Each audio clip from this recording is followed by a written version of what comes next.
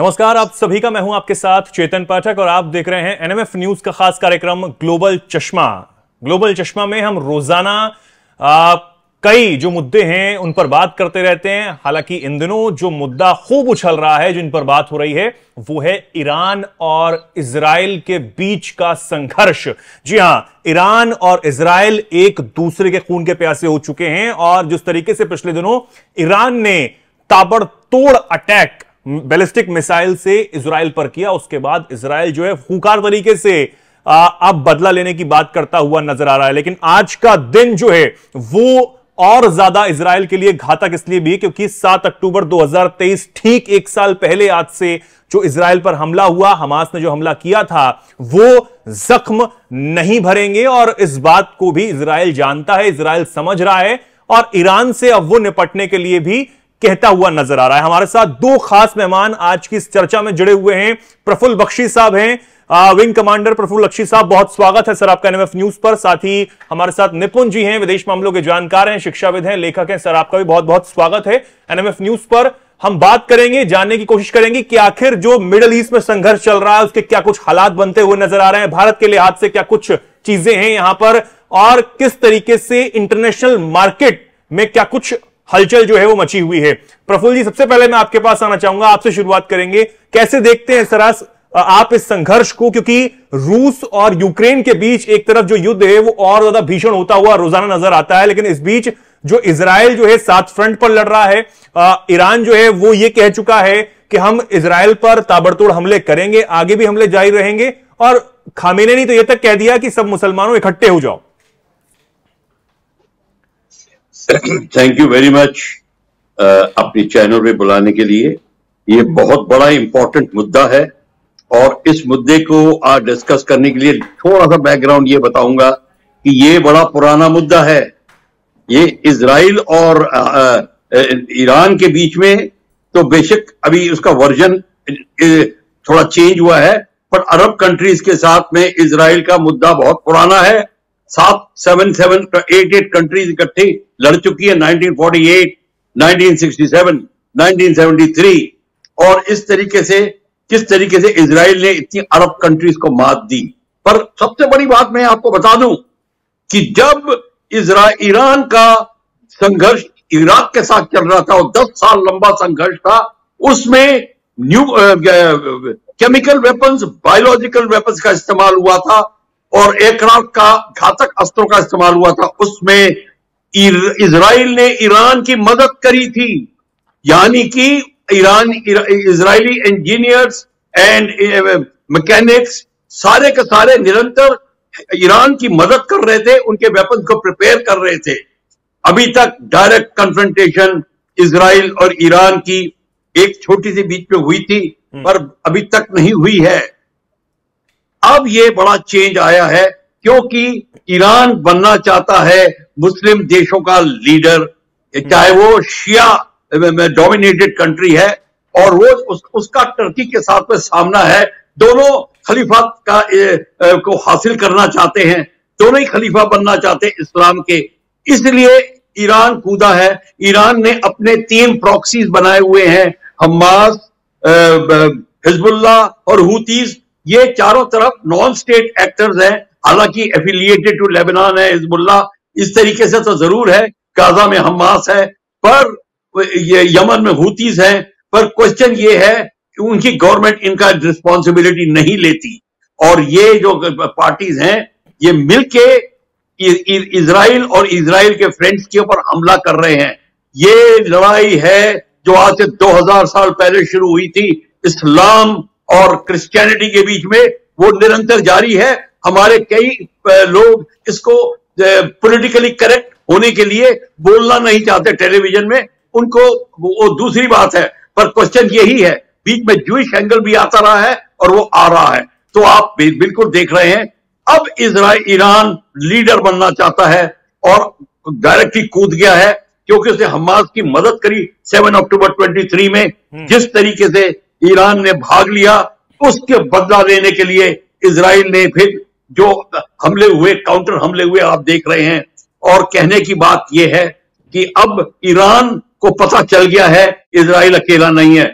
सारी NATO countries Israel के साथ में हैं, एंटायर यूरोपियन कंट्रीज इजराइल के साथ में हैं। रशिया ना करके भी चुप बैठा हुआ है, हालांकि वो चाइना की मदद कर रहा है, चाइना ईरान की मदद कर रहा है और सारे वेपन्स चाइना से आ रहे हैं। पर क्वेश्चन ये है वो डायरेक्ट पार्ट नहीं लेंगे। अमेरिका और उसके सारे संबंधी जो हैं नेटो में, वो सारे के सारे इजराइल के साथ में हैं। फ्रांस अब अलग हो रहा है। फ्रांस ने देखा है कि अमेरिका आधिपत्य जमाने की कोशिश कर रहा है, वो बीच में अलग हो रहा है, वो अलग बात है। टर्की और फ्रांस की बात अलग है। पर इस समय लड़ाई जो है इतनी घातक हो रही है कि अब world trade, world oil business सारा का सारा पे असर पड़ेगा। भारत की इकोनॉमी पे असर पड़ेगा, बाकी कंट्रीज की इकोनॉमी पे असर पड़ेगा, शिपिंग, टूरिज्म, एविएशन सब पे असर पड़ रहा है। बिल्कुल, काफी चीजों पे असर पड़ने वाला है। हमारे साथ निपुण जी भी हैं। निपुण जी, क्योंकि हम लोग लगातार इस मुद्दे पर चर्चा करते आए हैं और जिस तरीके से बख्शी साहब बता रहे हैं कि इकोनॉमी पे भी असर, भारत की इकोनॉमी पे असर पड़ सकता है। मैंने शुरुआत में भी कहा कि इंटरनेशनल मार्केट का क्या हाल हो सकता है। सर, कैसे देखते हैं आप इसे, क्योंकि जंग जो है वो और ज्यादा घातक होती हुई नजर आ रही है। आज भी जो हमले हैं वो किए गए हैं, जो बरसी आज 7 अक्टूबर को है, उसके बाद भी इजराइल पर हमले किए गए, तमाम जो चीजें हो रही हैं, इजराइल समझ रहा है कि कहां से क्या कुछ हो रहा है। तो इंटरनेशनल मार्केट पे क्या असर पड़ता हुआ नजर आ रहा है सर इस वक्त, इस स्थिति में?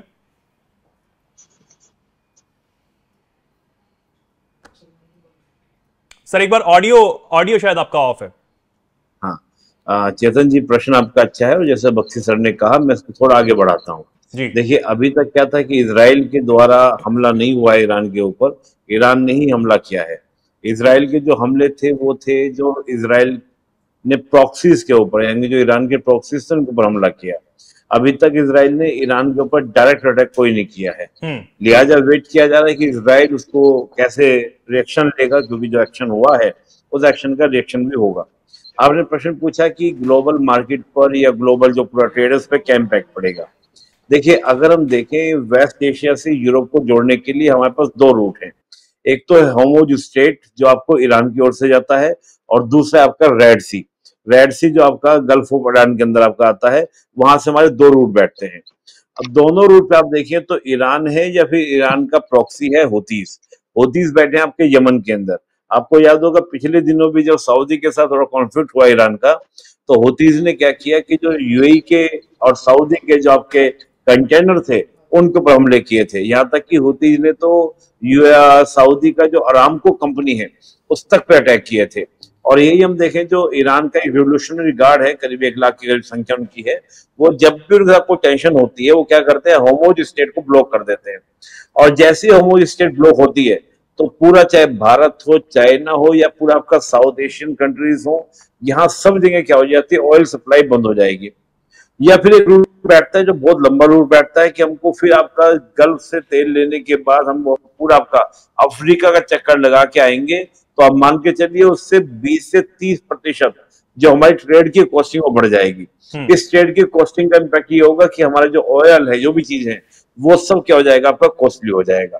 तो एक तो ऑयल पर सीधा सीधा इम्पैक्ट, और हम जानते हैं कि आज की तारीख में अगर हम बात करते हैं तो भारत और चीन सबसे ज्यादा ऑयल को इंपोर्ट करने वाले यही देश हैं। यूरोप अब उतना तेल खरीदता नहीं है, अमेरिका उतना तेल खरीदता नहीं है, रशिया तो अब एक्सपोर्ट करता है, तो इनको तेल की उतनी आवश्यकता नहीं है। एक सवाल मेरा भी इसमें मैं जोड़ दूं कि अभी खबर सामने आई कि जो इजराइल है वो तेल भंडारण पर जो है अटैक करने की मंशा जो है बना रहा है ईरान पर, क्योंकि हम जानते हैं कि चौथा बड़ा एक्सपोर्टर है। अगर ईरान पर इतना बड़ा हमला होता है तो ईरान, क्योंकि ईरान ने जब हमला किया इजराइल पर तो ये सोच के कहीं ना कहीं दिमाग में तो होगा कि वापस पलटवार करेगा वो। देखिए, ईरान की बात यह है, अगर ईरान के ऑयल पे अटैक होता है, ये तो आप जानते हैं कि ईरान के ऊपर पिछले काफी लंबे समय से, पहली बार 95 में सेशन लगे थे ईरान के ऊपर अमेरिका के, फिर 2015 में थोड़ा रिलीज हुआ था, लेकिन 2018 में फिर सेशन लगा दिए गए थे डोनाल्ड ट्रंप के समय से ही। और तब से ईरान के साथ कोई भी कंट्री तेल खरीदता नहीं है। खरीदता है तो चीन खरीदता है या रशिया खरीदता है, उसका ट्रेड होता है तेल को लेकर। हमारा जो 10% ऑयल की आपूर्ति हमारी हुआ करती है ईरान से हुआ करती थी, लेकिन हम भी अभी तेल उतना नहीं खरीदते हैं। लेकिन होगा क्या, जैसे ही ईरान के ऊपर अटैक होगा तो जैसे चीन है या और भी जो चीन समर्थित कंट्रीज हैं, जो चीन के ब्लॉक वाले कंट्रीज हैं, वो सब जो ईरान से तेल खरीदते हैं, उनके पास में भी तेल की कमी होगी। और मुझे लगता है जैसे ही ईरान के ऊपर आपका अटैक होगा तो ईरान सबसे पहले होर्मुज स्ट्रेट को बंद करेगा, ताकि पूरे वर्ल्ड के अंदर क्या हो जाए, आपका जो ऑयल क्राइसिस है वो क्रिएट हो। एक तो वो सप्लाई करना बंद करेगा, चाहे चाइना को करे, चाहे रशिया को करे, या अदर और कंट्रीज को करे, और दूसरा और देशों को सप्लाई होने नहीं देगा। तो एक स्ट्रेटेजिकल लोकेशन ईरान को मिल जाती है होर्मुज स्ट्रेट के नजदीक होने के। और दूसरा क्या होता है, जो रेड सी पे उसके सपोर्टर्स बैठे हैं, यानी हुतीस जो बैठे हैं, वो भी कहीं ना कहीं क्या करेंगे, रेड सी को, अदन खाड़ी को जो जोड़ते हैं उसको क्या ब्लॉक करेंगे। तो लिहाजा होगा ये कि आपको किसी भी तरीके से दो ही रूट है आपका, यूरोप और वेस्ट एशिया और एशिया को जोड़ने वाले, और रेड सी और आपको होर्मुज स्ट्रेट। जब दोनों ही ब्लॉक हो जाएगी तो इसका एक अच्छा खासा क्या होगा, क्राइसिस क्रिएट होगा पूरे वर्ल्ड के अंदर, बिल्कुल, हर तरह से। इस तरीके से हम बात करते हैं, और ईरान भी ये कहता हुआ नजर आता है कि जो मुस्लिम कंट्रीज हैं उनको वो इकट्ठा करना चाहता है, और आपने भी बताया कि वो एक लीडर बनना चाहता है। तो इसके लिए वो क्या कर रहा है? हालांकि वो बात तो करता है, लेकिन वो क्या कैसे कर पाएगा इस वक्त इजराइल के खिलाफ? निपुण जी देखिए चेतन जी, क्या है कि जो बात ईरान ने कही, और अभी बख्शी सर ने कुछ देर पहले कहा था कि ये जो है इस्लाम और क्रिश्चियनिटी का वॉर है। एक्चुअली थोड़ा सा ये ज्यूस का वॉर है, इजराइल जो ज्यूस का है, क्रिश्चियनिटी तो इस्लाम और ज्यूस के बीच की है। पहले हम देखें तो आपका ज्यूस आते हैं, ज्यूस से क्रिश्चियनिटी, और क्रिश्चियनिटी से फिर आपका इस्लाम आता है। अब इस्लाम की अगर हम बात करते हैं कि जो पूरे दुनिया के मुल्क को, जो ईरान ने कहा कि सारे दुनिया के मुल्क एक हो जाओ, अंतरराष्ट्रीय संबंधों का एक ही नियम है, वो नियम ये है कि सबसे पहला होता है नेशनल इंटरेस्ट। आप अब तक देखिए उनके 3-4 दिन हो चुके, जुम्मा आज आपका मंडे है, जुम्मे की नमाज यानी कि सैटरडे संडे बीत चुका है, क्या किसी भी एक इस्लामिक नेशन का ईरान के जो खमैनी साहब हैं उनके फेवर में कोई स्टेटमेंट आया? अब तक नहीं आया। और 1 साल हो चुका है इस वॉर को चलते हुए कि क्या किसी ने भी हमस या हिजबुल्लाह के जो हसन नसरुल्लाह जो मारे गए उनके पक्ष में कोई स्टेटमेंट दी? आप कहेंगे नहीं हुआ। ये स्टेटमेंट इतना जरूर आया, जॉर्डन का आया हो, सऊदी का आया हो, यूएई का आया हो, उन्होंने कहा हम लेबनान की इंटीग्रिटी और लेबनान की सॉवरेनिटी का समर्थन जरूर करते हैं। तो कुल मिला के इस प्रकार के कॉल का कोई मतलब बनता नहीं है। ज्यादा से ज्यादा मलेशिया मैं मानता हूं, या फिर पाकिस्तान को मानता हूं, जो ईरान के समर्थन में खड़े हो सकते हैं, लेकिन Malaysia is not a military power, Malaysia is not a economical power. थोड़ा बहुत उसके पास में पावर है तो वो ऑयल का है, और वो भी पाम ऑयल का है। उसके अलावा उसका कोई बहुत बड़ा वर्ल्ड के पावर पॉलिटिक्स में बहुत बड़ा रोल प्ले नहीं करता है। रही बात पाकिस्तान की, पाकिस्तान जिस प्रकार से इकोनॉमिकल क्राइसिस से जूझ रहा है, आज उससे उम्मीद की जाए कि वो ईरान को सपोर्ट करेगा, नथिंग लाइक दैट, ऐसा पॉसिबल ही नहीं है। तो कुल मिला के बात यह है कि आप इसके अलावा बताइए कि प्रॉक्सीज के अलावा हिजबुल्लाह हो, या आपका हमस हो, या आपका इराक में जो आपके प्रॉक्सीज हैं ईरान के, इसके अलावा आपका सीरिया में जो प्रॉक्सीज हैं, इनके अलावा किसी का कोई स्टेटमेंट किसी बात को लेकर नहीं, कदाचित भी नहीं है। एक्चुअली आप देखें तो हिजबुल्लाह को तो अपना एक दुश्मन की तरह सऊदी मानता है। अगर आप हिजबुल्लाह की वेबसाइट पे भी जाएंगे तो हिजबुल्लाह खुद सऊदी को अपना अपोनेंट्स मानता है कि ये मेरा अपोनेंट्स है। तो सऊदी अब हिजबुल्लाह के लीडर को मारा जाता है तो सऊदी क्यों बोलेगा? और देखिए ईरान की कोशिश ये है कि जो ये इसके प्रॉक्सीज हैं ये प्रॉक्सी ना कहलाए। उसका कोशिश ये प्रॉक्सी नहीं है, they are the freedom fighter, और ये हक की लड़ाई लड़ रहे हैं किसकी? फिलिस्तीन की। ईरान ऐसा चाहता है करवाना, और कहना चाहता है कि ये सपोर्ट मैं कर रहा हूं, तो I am the boss, I am the leader of the Islam, और मैं इस्लाम के आधार पर क्या कर रहा हूं, दुनिया को इस्लाम से बचाने, मतलब इस्लाम में जो अत्याचार हो रहे इस्लाम के ऊपर से बचाने का प्रयास कर रहा हूं। तो ये कोशिशें जो हैं, ये कोशिश है किसकी? आपकी इजराइल की आपको देखो, सॉरी ईरान की आपको देखने को मिलेगी। लेकिन बात मुझे लगती है कि ईरान इस मामले में कामयाब होगा, और दुनिया का कोई भी देश जो इस्लामिक नेशंस है वो सपोर्ट करेगा। और एक लास्ट रीजन, ये जितने भी कंट्री हैं जो सऊदी वाले ब्लॉक के जो कंट्रीज हैं, ये सारे कंट्री जानते हैं कि हमारा जो ऑयल एक्सपोर्ट का जो इकोनॉमी है वो फ्यूचर की बात नहीं, पास्ट की बात हो जाएगी, फ्यूचर में काम करने वाली नहीं है। और जब फ्यूचर में काम करने वाली नहीं है तो फ्यूचर के लिए उनको नए नए अपने रिसोर्सेज ढूंढने पड़ेंगे, तो इसके लिए उनको मॉडरेट होना पड़ेगा। आप देखिए यूएई जैसा कंट्री जो अपने अपने मंदिर तक बनाता है। मेरी आवाज आ रही है? बिल्कुल बिल्कुल आ रही है सर, बिल्कुल आ रही है। निपुण जी से हम लोग सवाल ले रहे थे, मैं यही पूछ रहा हूं कि सर वही सवाल आपसे भी मैं लेना चाहूंगा, जिस तरीके से आपने भी ये कहा था कि मुस्लिम लीडर वो बनना चाहता है, मुस्लिम कंट्रीज का जो है वो लीडर बनना चाहता है ईरान, और इस बात का ऐलान वो कहीं ना कहीं कर भी चुका है। हम समझते भी हैं कि जब वो ये कहता है कि सब मुस्लिम देश इकट्ठे हो जाओ, और जो ईरान का दुश्मन है वो मिस्र का भी दुश्मन है, इराक का भी दुश्मन है, और तमाम वो चीजें वो कहता हुआ नजर आता है। हालांकि इराक से भी दुश्मनी बहुत पुरानी है, लेकिन उसके बावजूद वो ये सब कहता हुआ नजर आता है। तो कैसे ये मुमकिन हो पाएगा आने वाले समय में, क्योंकि इजराइल जो है रुकने वाला तो नजर नहीं आ रहा। देखिए, इजराइल रुकने वाला नहीं है, और इजराइल ने ये शिया सुन्नी का डिवीजन नहीं करना, ये डिवीजन इस्लाम ने खुद किया हुआ है। अब देखेंगे कि जब इस्लाम के ऊपर हमला होगा तो आप देखेंगे जितने फैक्शंस हैं, डिविसिव फैक्टर्स जो हैं इस्लाम के, वो सब मिलने लग जाएंगे अगेंस्ट। ये मत सोचिए कि वो चुप बैठेंगे, वो मिलने लग जाएंगे, क्योंकि उनको बहुत पैसा में आ रहा है। जो और जितनी कंट्री देखिए, सऊदी अरेबिया, इजिप्ट, जॉर्डन, ये जो चुप बैठे हुए हैं, ये अंडर हैंड पैसा जा रहा है यहां से। बेशक वो इस्लाम के कंट्रीज लोगों को अंदर नहीं आने देना चाहते, पर तो पूरा का पूरा पैसा सप्लाई कर रहे हैं, और यहां तक कि वेपन टेक्नोलॉजी भी सप्लाई करेंगे। ये बात आप मान के चलिए कि इतनी आसानी से इस्लाम काबू में नहीं आएगा। इसीलिए जो फैक्शंस की जब लड़ाई होगी, क्रिश्चियनिटी वर्सेस इस्लाम की, ये जब क्लियर होने लग जाएगी तब लोग अब बाहर आएंगे। पर बात सारी ये है, सारी लड़ाइयां जर और जमीन पे होती हैं। बेसिकली इनके जितने इस्लामिक लीडर हैं, और जो बेसिकली लीडरशिप उधर की क्रिश्चियन नेशन यानी कि नेटो नेशन की जो लीडरशिप है, वो बेसिकली एरिया को कंट्रोल करना चाहते हैं। जितना ज्यादा एरिया उनके कंट्रोल में होगा, उतना ज्यादा वो ताकतवर बनेंगे, और इसीलिए वो आपस में मिल रहे हैं। तो एरिया को कंट्रोल करने के लिए वो बेसिक रिलीजियस फैक्शंस को भूल जाएंगे और इकट्ठे होके अंडर वन फ्लैग आने की कोशिश करेंगे। तो देखते हैं ईरान कहां तक इस बात पे सक्सेसफुल होता है। मेरे ख्याल से इतना सक्सेसफुल नहीं हो पाएगा, क्योंकि उसको वेपन्स की कमी पड़ रही है। रशिया सप्लाई नहीं करना चाहता, रशिया कंसंट्रेट कर रहा है यूक्रेन में। हालांकि रशिया सहानुभूति बेशक करेगा चाइना के साथ में, चाइना उतना ही सप्लाई करेगा जितना कि चाइना सोचता है। पर एक बात है, चाइना इस समय, चाइना की नजर अपने इंटरेस्ट पे है।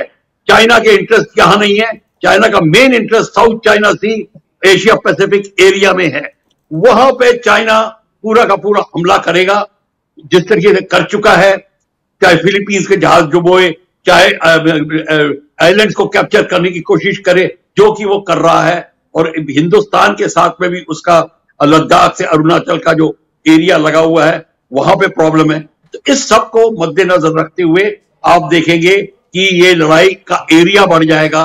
चाइना वहां अपना इंटरेस्ट दिखाएगा, और अमेरिका नहीं चाहता कि चाइना साउथ चाइना सी में आए। तभी इंडिया को उसने कॉर्ड में लेके आया हुआ है, तभी इंडिया को वो लीडरशिप देने की कोशिश कर रहा है, जो कि Japanese prime minister Shinzo Abe ने कहा था कि आप इंडिया को लीडरशिप दीजिए। तो ये जो चीज है, ये सिर्फ मिडिल ईस्ट तक ही नहीं रहेगी, ये साउथ चाइना सी में भी चली जाएगी।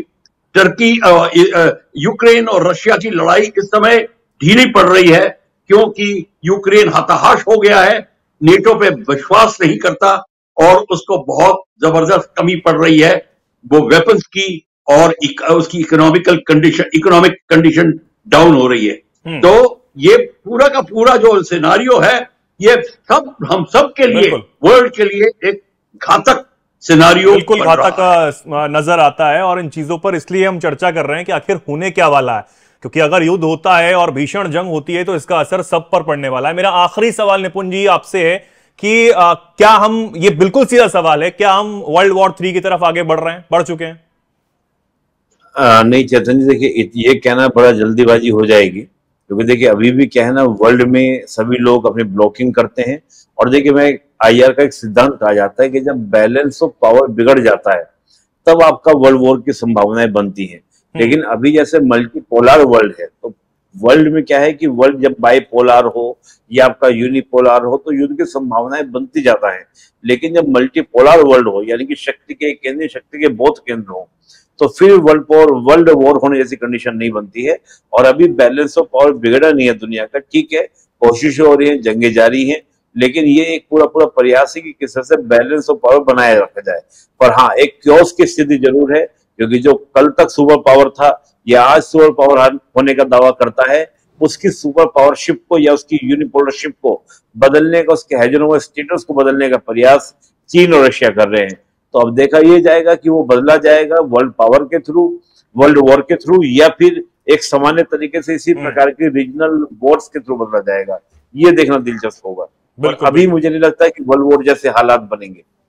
ठीक है, बहुत बहुत धन्यवाद प्रफुल्ल बख्शी साहब आपका साथ जुड़ने के लिए। साथ ही निपुण जी, आपका भी बहुत बहुत धन्यवाद हमारे साथ जुड़ने के लिए, तमाम जो जानकारियां हमें देने के लिए कि और समझाने के लिए कि आखिर जो मिडिल ईस्ट में एक संघर्ष चल रहा है, जंग की ओर जो देश आगे बढ़ रहे हैं, क्योंकि पूरी दुनिया की निगाहें इस वक्त मिडिल ईस्ट पर ही हैं कि क्या कुछ वहां चल रहा है। बहुत बहुत धन्यवाद आप दोनों मेहमानों का। तो हमारे दर्शकों ने भी जाना कि आखिर क्या कुछ जो चीजें हैं वो इस वक्त मिडिल ईस्ट में चल रही हैं, ईरान और इजराइल के मन में आखिर चल क्या रहा होगा, और क्या ये जो जंग है वो आगे बहुत ज्यादा भीषण हो सकती है, क्या कुछ असर इसका बाकी दुनिया पर पड़ने वाला है। तो ऐसी तमाम जानकारियों के लिए, खबरों के लिए आप भी जुड़े रहिए एनएमएफ न्यूज के साथ। नमस्कार।